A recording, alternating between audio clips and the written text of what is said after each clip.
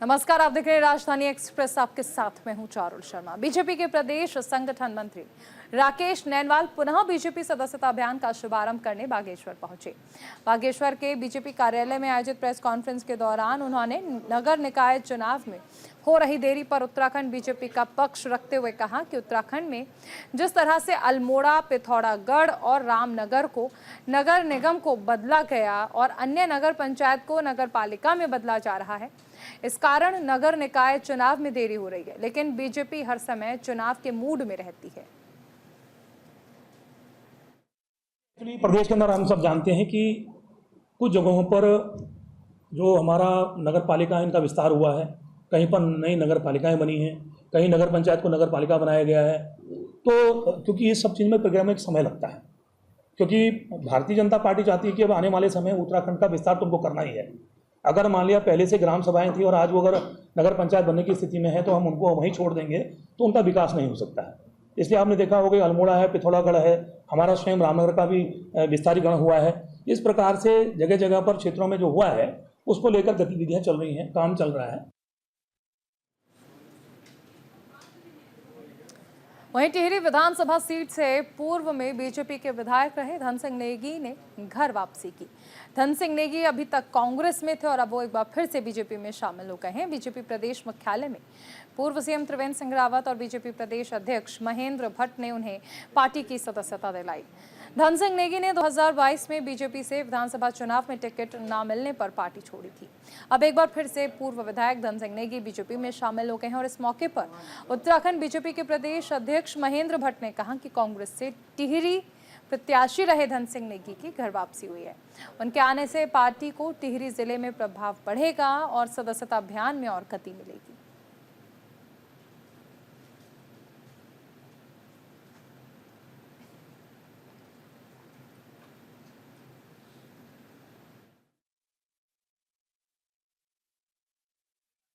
निर्देशानुसार मैंने घर वापसी की है और जो पूर्व में कुछ मिसअंडरस्टैंडिंग हो गई थी उसके बारे में सब मिलकर बात हुई है और इसलिए आज मैंने भारतीय जनता पार्टी में पुनः घर वापसी की। आदरणीय प्रदेश के नेतृत्व में आदरणीय जी, आदरणीय ज्योतिषा गहलोत जी और प्रदेश के सभी महामंत्री जी, आदरणीय सभी के नेतृत्व में आज पार्टी ज्वाइन की और सैकड़ों कार्यकर्ताओं ने ज्वाइन किया। निश्चित रूप से सदस्य पर्व को हम आगे बढ़ाने का काम करेंगे।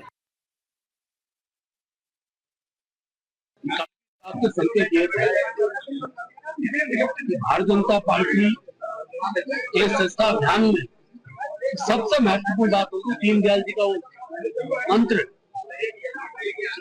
आज का दुश्मन, आज का विरोधी कल हमारा मतदाता बने, कल का मतदाता परसों हमारा सदस्य बने और परसों का सदस्य हमारा आज कार्यकर्ता बने। इस भाव के साथ सत्ता का हमने आह्वान जनता के बीच किया है।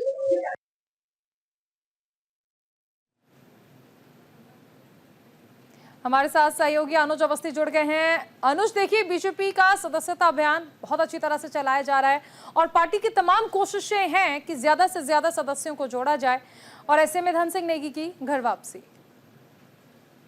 बिल्कुल, बीजेपी का सदस्यता अभियान कल से जिसकी शुरुआत हुई और लगातार तेजी से चल भी रहा है।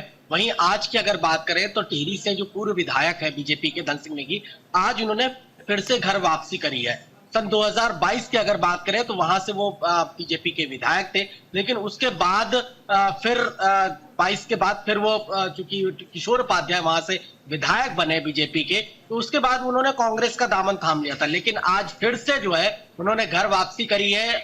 उन्होंने जो है बीजेपी की सदस्यता ग्रहण करी और प्रदेश अध्यक्ष महेंद्र भट्ट के साथ उन्होंने जो है बीजेपी का दामन फिर से थामा हुआ है। लेकिन अगर टिहरी सियासत की अगर बात करें तो टिहरी में किशोर उपाध्याय विधायक है, साथ ही साथ अगर बात करें धन सिंह नेगी को भी बीजेपी ने अपने पास शामिल किया है। इसके अलावा अगर बात करें कई वहां के और भी दावेदार हैं जो बीजेपी के खाटी नेता माने जाते हैं। तो क्या 2027 में बीजेपी कई लोगों को बाहर करेगी कि कई लोगों को अंदर करेगी, ये अब देखने वाली बात है। लेकिन बीजेपी के प्रदेश अध्यक्ष महेंद्र भट्ट का ये इस बात को लेकर के कहना है कि हमारे यहाँ जो भी आता है हम उसको स्वीकार करते हैं, चूंकि धन सिंह ने वो जो है कांग्रेस की जो नीति रीति है उससे वो जो है प्रभावित नहीं थे।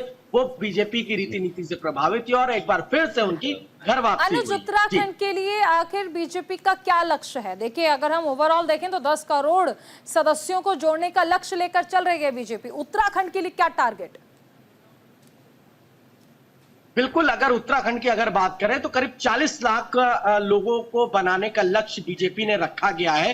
प्रति जो कार्यकर्ता है बीजेपी का या बीजेपी का जो मंडल अध्यक्ष है, जिला अध्यक्ष है, संगठन मंत्री हैं, संगठन महामंत्री, इन तमाम लोगों को जो है ये जिम्मेदारियां दी गई हैं कि बीजेपी अपने ज्यादा से ज्यादा सदस्य बनाए। जो पूरे प्रदेश का जो आखिरी गांव है, आखिरी गांव तक जो लोग हैं वो बीजेपी के सदस्य होने चाहिए, क्योंकि बीजेपी की जो फैन फॉलोइंग है या बीजेपी की अगर बात करें जो वोटिंग परसेंटेज है वो बड़ा होना चाहिए। चाहे वो चूंकि लोकसभा चुनाव में जिस तरीके से वोटिंग परसेंटेज काफी कम नजर आए थे, तो क्या पंचायत चुनाव हो या नगर पालिका नगर पंचायत चुनाव, इन दोनों चुनाव और साथ ही साथ 2027 चूंकि अभी से जो है सदस्यता अभियान चलाया जा रहा है, इसका ठीक निशाना 2027 को लेकर के कि 2027 में जितने से ज्यादा बीजेपी के कैंडिडेट होंगे, बीजेपी की सदस्यता जो लोग ग्रहण करेंगे, ज्यादा से ज्यादा वो बीजेपी के लिए वोटिंग करेंगे और एक बार फिर से जो है 2027 में बीजेपी की उत्तराखंड में सरकार बनेगी। इसी लक्ष्य को लेकर के बीजेपी, चाहे मुख्यमंत्री पुष्कर सिंह धामी हो, प्रदेश अध्यक्ष महेंद्र भट्ट हो, संगठन महामंत्री अजय कुमार हो, इन तमाम जो लोग हैं इसी कोशिश में लगे हुए। बहुत शुक्रिया अनुज इस तमाम जानकारी के लिए। राज्यपाल के पूर्व ओएसडी और बीजेपी नेता देवेंद्र प्रधान को हरिद्वार में बीजेपी अनुसूचित मोर्चा का जिलाध्यक्ष बनाया गया। नई जिम्मेदारी मिलने पर जगजीतपुर के बीजेपी ऑफिस में देवेंद्र प्रधान का बीजेपी कार्यकर्ताओं ने स्वागत किया। देवेंद्र प्रधान ने पार्टी नेतृत्व का आभार जताते हुए कहा कि उन्हें जो जिम्मेदारी मिली है वो पूरी लगन और निष्ठा के साथ उसे निभाएंगे। उन्होंने कहा कि आगामी नगर निकाय चुनाव में बीजेपी ही जीत का परचम लहराएगी। दिया जिलाध्यक्ष अनुसूचित मोर्चे की, तो अपना यही एक अभी तो हमारा सदस्यता अभियान चल रहा है। फिलहाल तो जो है हमारा पूरा फोकस जो है 10 करोड़ सदस्य बनाने का जो एक अपना लक्ष्य है उसे पार करने पर है और इसी के निमित्त हमारी आजकल बैठकें चल रही हैं और अभी पूरा फोकस हमारा जो है सदस्यता अभियान पर। निकाय चुनाव तो आप भली बातें जानते हैं, चाहे रुड़की हो, चाहे हरिद्वार हो, चाहे उत्तराखंड हो, उसमें तो भारतीय जनता पार्टी का भी कोई मुकाबला है ही नहीं।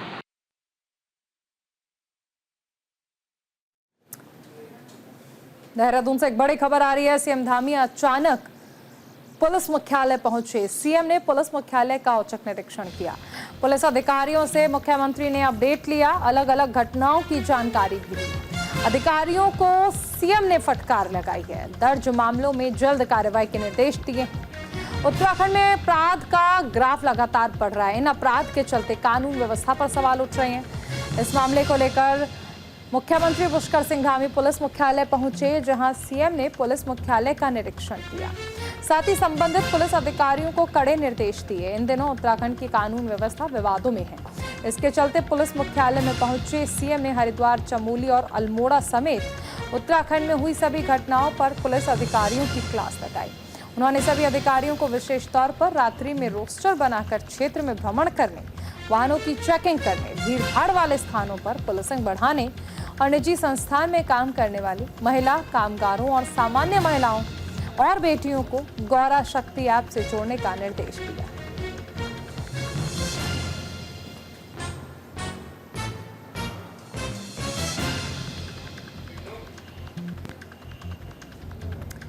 तो सीएम धामी ने पुलिस मुख्यालय का औचक निरीक्षण किया है और अधिकारियों को फटकार लगी। संजय पुंडीर जुड़ गए हैं। संजय, अचानक ही पुलिस मुख्यालय पहुंचे हैं मुख्यमंत्री पुष्कर सिंह धामी। देखिए चारों, लगातार उत्तराखंड में जो आपराधिक ग्राफ है वो बढ़ रहा है, जिसको लेकर मुख्यमंत्री पुष्कर सिंह धामी आज अचानक पुलिस मुख्यालय पहुंचे और वहां पुलिस महकमे को कड़े निर्देश दिए हैं। क्योंकि हमने देखा है कि हरिद्वार हो, चमोली हो या फिर ऐसे कई जनपद हैं जहां बीते दिनों कई ऐसी बड़ी घटनाएं हुई है। खासकर अगर हरिद्वार की बात की जाए तो हरिद्वार में बीते रविवार 5 करोड़ की डकैती दिन दहाड़े हुई थी, जिसको लेकर कल डीजीपी उत्तराखंड भी हरिद्वार पहुंचे थे। यानी कह सकते हैं कि पुलिस को जिस तरह से विशेष दिशा निर्देश दिए हैं, जो आपराधिक घटनाएं हो रही है उन पर भी जल्द से जल्द खुलासा करने की यहाँ बात रही है। कि हम अगर रात्रि गश्त की बात की जाए तो रात के अंधेरे से लेकर दिन के उजाले में कई ऐसी घटनाएं हो चुकी है जिसको लेकर पुलिस महकमे पे कई तरह के सवाल उठ रहे हैं कि जो रविवार को डकैती हुई थी, एक ज्वेलर्स की दुकान थी, वहां पर डकैती हो गई थी और दिन दहाड़े ये घटना हुई थी। हालांकि उत्तराखंड में ही नहीं, लगातार ये संजय, सीएम ने सभी को गौरव शक्ति ऐप से जुड़ने के लिए भी कहा है, महिलाओं को, बेटियों को, ताकि सुरक्षा जो है वो बनी रहे।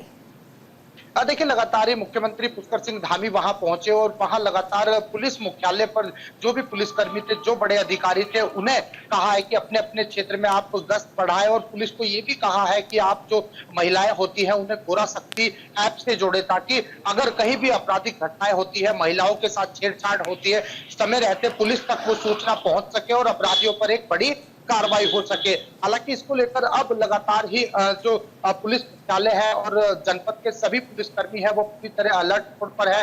खासकर अगर हरिद्वार की बात की जाए तो हरिद्वार से लगता हुआ जो अच्छी तरह यूपी से लगता हुआ जो चेक पोस्ट है, वहां पर भी पुलिस लगातार चेकिंग अभियान चला रही है और जो भीड़ भाड़ वाले क्षेत्र है वहां पर पुलिसिंग बढ़ाने की बात कही जा रही है। संजय, देखिए, अंकिता भंडारी का मामला हो, बनभूलपुरा हो, उत्तरकाशी का रेप केस हो, ये कुछ ऐसे प्रमुख मामले हो गए हैं जिन्होंने उत्तराखंड को कानून व्यवस्था के मुद्दे पर राष्ट्रीय पटल पर लेकर आए हैं और कहीं ना कहीं कानून व्यवस्था एक बड़ा मुद्दा बन गया, किरकिरी होने लगी, खासकर उस प्रदेश की जो कि शांति के लिए जाना जाता है, देवभूमि जिसे कहा जाता है।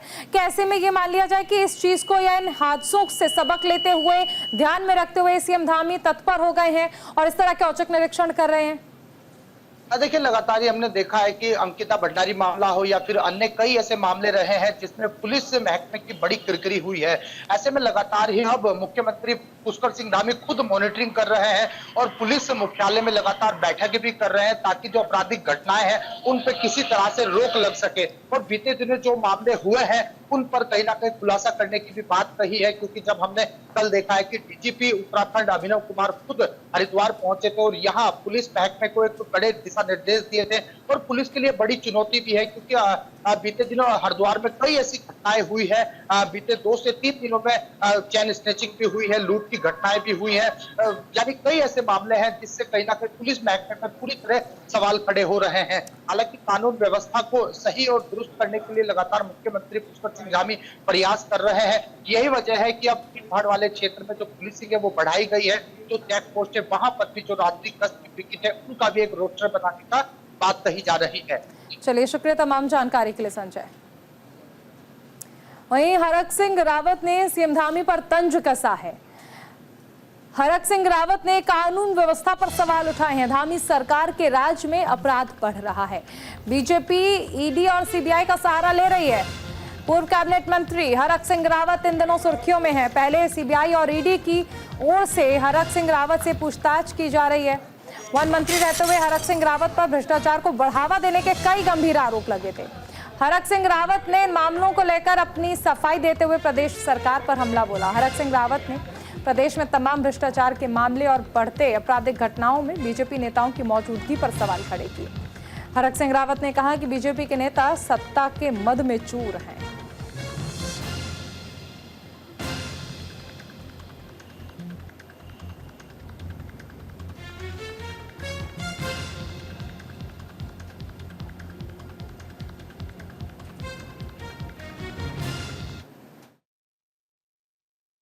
की जांच तो ठीक है, लेकिन ईडी कहां से आ गई और फिर मंत्री कहां से आ गया? क्योंकि मंत्री के लेवल पर न पेड़ छपान का काम होता है, न मंत्री के लेवल पर कंस्ट्रक्शन का काम होता है, सीमेंट कितना मिल रहा है ये मंत्री का काम थोड़ी है। इतनी व्यवस्था है, इतने लोग, बड़ी फौज है आईपीएस अफसर की, ये उनकी जिम्मेदारी है। वह रेंजर है, डिप्टी रेंजर है, फॉरेस्टर है, फॉरेस्ट गार्ड है, फॉरेस्टर है, डिप्टी रेंजर है, एसडीओ है, डीएफओ है, डायरेक्टर है, चीफ वाइल्ड लाइफ वार्डन है, फिर प्रमुख वन संरक्षक वाइल्ड लाइफ है, फिर वाइल्ड लाइफ फॉरेस्ट वाइल्ड हॉफ है, एचओडी है, और पूरी एक लंबी चेन है।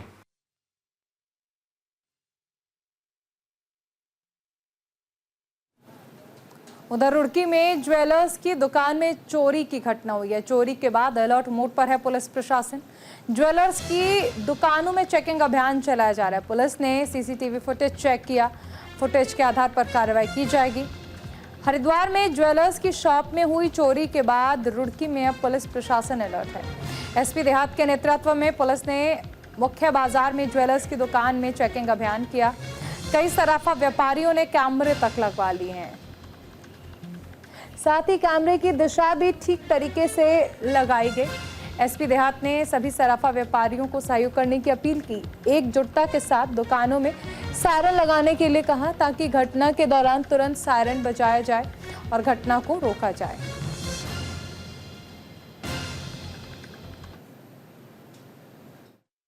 बहुत व्यापारी को अलर्ट भी कर रही है कि आप एक्टिव रहें और अपने कैमरे वगैरह और रूटर वगैरह लगा के, जिससे कि यदि कोई ऐसा इंसिडेंट होता है तो बाहर लोग एक्टिव हो जाएंगे जी। और हमें अपनी प्रिकॉशन भी रखनी चाहिए, टाइम से आएँ टाइम से जाएं और अलर्ट रहें, बाहर देखते रहें कोई ऐसा इनवांटेड पर्सन तो नहीं घूम रहा है, उसका भी ध्यान रखना चाहिए। ये नहीं कि अपना बिजनेस कर रहे बस, उसके अलावा भी और अवेयरनेस है जो शॉपकीपर्स वो रखनी चाहिए। देखिए, ये लगातार कल भी आज भी निरंतर लोगों को जागरूक किया जा रहा है, हमारे साथियों को, कि जो भी सीसीटीवी कैमरे उन्होंने इंस्टॉल किए हैं वो इस दृष्टि से उसका एंगल रखें जिससे कि कोई व्यक्ति यदि उनके शॉप की तरफ अप्रोच करता है तो उसका फेस कवर हो सके। कई लोगों के द्वारा इस संबंध में जागरूकता के अभाव के कारण या अज्ञानता के कारण कैमरों का एंगल इस तरह से रखा गया है कि वो केवल गेट को कवर करता हुआ एंगल उसका है। उसको ठीक कराने के लिए साथ ही अलार्म लगाने या बजर लगाने के लिए उनको प्रेरित किया जा रहा है। कुछ लोगों के द्वारा जो कैमरे शॉप के अंदर लगाए गए हैं किंतु बाहर सड़क की ओर अप्रोच करता हुआ कोई कैमरा नहीं लगाया गया है, उनसे अपील की गई है, अपेक्षा की गई है कि वे एक अतिरिक्त कैमरा जो सड़क की ओर अप्रोच करते हुए। उत्तराखंड में पुलिस पर लगातार उठ रहे सवाल पर अब सरकार गंभीर है। मुख्यमंत्री के निर्देश के बाद अब Uttarakhand police law and order और महिला अपराध पर एक कमेटी बनाने जा रही है जो कि वर्क प्लेस में जाकर महिला अपराध को रोकने के लिए वर्कशॉप आयोजित करेगी। इसे लेकर ADG law and order AP Anshuman ने कहा कि पिछले कुछ दिनों से उत्तराखंड में कुछ ऐसे मामले सामने आए जिसे लेकर कानून व्यवस्था पर सवाल उठे। इन्हीं मामलों को लेकर विपक्ष भी सरकार को कटघरे में खड़ा कर रहा है। उत्तराखंड देवभूमि है, उत्तराखंड शांत प्रदेश है और ऐसे में यहाँ आपराधिक घटनाएं खासतौर पर महिलाओं को लेकर जो अपराध बढ़ने लगे हैं, सभी अपराध पर रोक लगाने के लिए सीएम निर्देश पर टीम का गठन किया गया जो मामलों की गहनता से जांच करेगी, अपराधियों को सख्त से सख्त सजा दिलाने का काम करेगी। जहाँ तक महिला अपराधों की बात है, हम लोग बहुत ही संवेदनशील है और माननीय मुख्यमंत्री जी ने कल एक समीक्षा बैठक करी थी। इसमें उनका स्पष्ट निर्देश था कि महिला संबंधी किसी भी अपराध को बहुत ही संवेदनशीलता के साथ में लिया जाए और उसका शीघ्र अनावरण करके जो भी दोषी व्यक्ति है उनके खिलाफ कार्रवाई की जाए। हम उसी दिशा में आगे बढ़ रहे हैं और मैं आप लोगों के समक्ष एक बात ये भी कहना चाहूँगा कि जनरल पब्लिक में ये परसेप्शन जो बन रहा है कि महिला संबंधी अपराध बहुत हो रहे हैं, तो वो ऐसी बात नहीं है। जैसे मैं आपके समक्ष आंकड़े रखना चाहता हूँ, 2022 में करीब 4102 कुल अपराध महिलाओं के खिलाफ हुए थे, 2023 में 4033 और 2024 में जुलाई तक का जो फिगर है 2318 के आसपास है। देवभूमि उत्तराखंड में अवैध मदरसे को लेकर अब मदरसा बोर्ड सख्त रुख अपना रहा है। प्रदेश में लगातार संचालित हो रहे अवैध मदरसे हमेशा सुर्खियों में रहे। पिछले कुछ दिनों की बात कर लें तो देहरादून में राज्य बाल आयोग की टीम ने आजाद कॉलोनी में चल रहे मदरसे का औचक निरीक्षण किया। इस दौरान जांच में मदरसे का रजिस्ट्रेशन नहीं मिला और बच्चों को अव्यवस्था में रखा हुआ था। उधम सिंह नगर जिले के रुद्रपुर में अवैध मदरसे में मौलाना ने बच्चों के साथ रेप किया। इन सब घटनाओं के सामने आने के बाद अब मदरसा बोर्ड राज्य में बड़ी कार्रवाई करने जा रहा है। मदरसा बोर्ड के अध्यक्ष मुफ्ती शमून कासमी ने कहा कि ऐसे लोगों के खिलाफ सख्त कार्रवाई की जाएगी।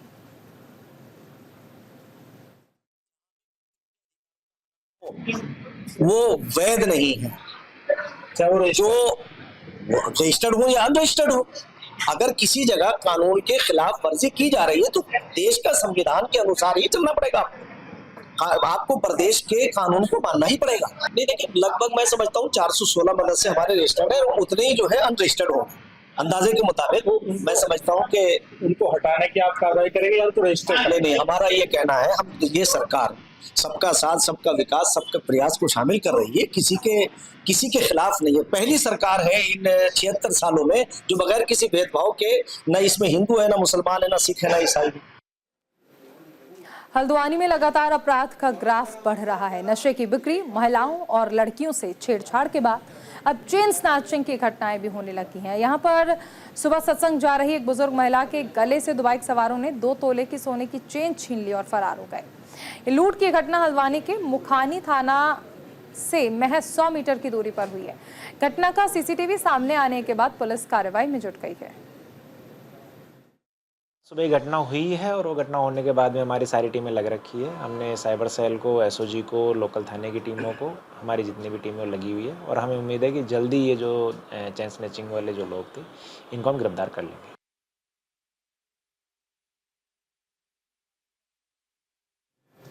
उधर विकास नगर में भारी बारिश का दौर जारी है। बारिश से नदी नाले उफान पर आ गए हैं। कई हेक्टेयर कृषि भूमि का कटाव हो गया है। कई सड़कें पूरी तरह जलमग्न हैं। घरों में कैद होने के लिए लोग मजबूर हो गए हैं। विकास नगर में भारी बारिश का कहर देखने को मिल रहा है। नदी नाले उफान पर हैं और यहाँ तक कि लोग घरों में रहने के लिए मजबूर हो गए हैं। सड़क का एक बड़ा हिस्सा जो है वो कटाव के कारण बह चुका है और स्थिति जो है वो फिलहाल राहत वाली नजर नहीं आ रही है। बारिश की वजह से नदी नाले उफान पर हैं। और इसी के साथ इस बुलेटिन में फिलहाल इतना ही। आप बने रहिए न्यूज़ इंडिया के साथ। नमस्कार।